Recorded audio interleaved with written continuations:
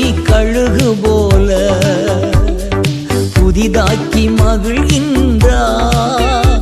நம் இளமை கழுகு போல புதிதாக்கி மகிழ்கின்றார். ஓடினாலும் நடந்தாலும் பலன் குறைவதில்லை. நாம் ஓடினாலும் நடந்தாலும் பலன் குறைவதில்லை. கர்த்தர் செய்த நன்மைகளை ஒரு நாளும் மறவாதே.